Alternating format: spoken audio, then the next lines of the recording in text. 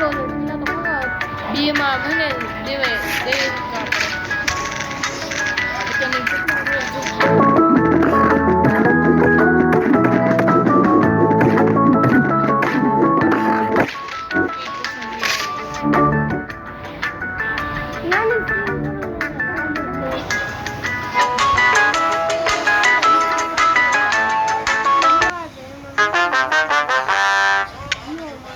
કામ કરે તો એલા બધે આપણે એમાં સ્પીડ મુવમેન્ટ જોઈએ અને સ્પીડ સ્ક્રીન જોઈએ અને મોટી સ્ક્રીન જોઈએ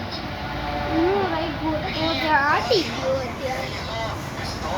હું માથું તો એક ફૂટ માં નોટતી છે ને બધી